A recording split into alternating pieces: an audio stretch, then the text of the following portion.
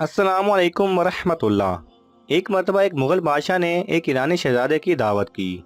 जब ईरानी शहज़ादा आने वाला था तो उन्होंने बड़े खानसामा को बुलाकर कहा कि एक मुल्क का शहज़ादा आ रहा है, तुम उसके लिए ज़रा अच्छा सा खाना बना देना।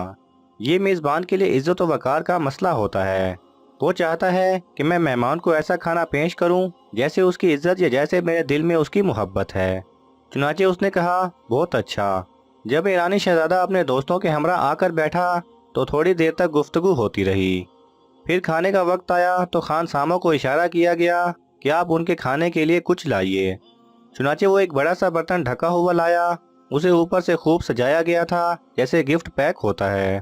उसने लाकर उसे ईरानी शहजादे के सामने पेश किया। जी, इसे कबूल कीजिए। ईरानी शहजादे ने जब उसको खोलकर देखा तो उसके अंदर एक भैंसे का कटा हुआ सर पड़ा था और उसकी गर्दन में से खून भी निकल रहा था।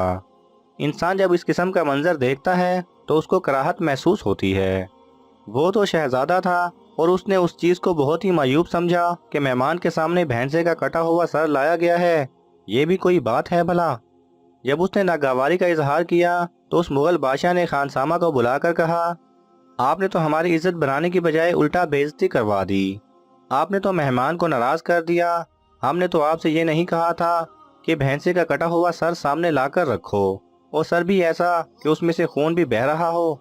हमने तो आपसे कहा था कि मेहमान के लिए कोई अच्छा सा खाना तैयार करके लाओ। खान सामा ने जवाब में कहा, जनाब, मैंने ये खाना ही तो तैयार किया है। काश इस शहजादे के अंदर इतनी अहलियत होती कि वो इसकी पहचान कर सकता। ये खाना ही है, आप ज़रा इसको कहें कि वो इसे ज़रा खा कर देखे। जब शहजादे ने उसको ज़रा करीब करके देखा तो वो दरअसल मुख्तलिफ खाने बने हुए थे। आंखें और जायके की थीं, सर और जायके का था, दांतों में और किस्म का जायका था, और जिसको वो खून समझ रहा था वो मशरूब और जायके का था। अब जब ईरानी शहजादे ने उसको खाना शुरू कर दिया तो वो वाकई उस खानसामा की फ़नी महारत का कायल हो गया कि इंसान ऐसी हैरत अंगेज चीज़ भी बना सकता है। दे दे दिन चे दुनिया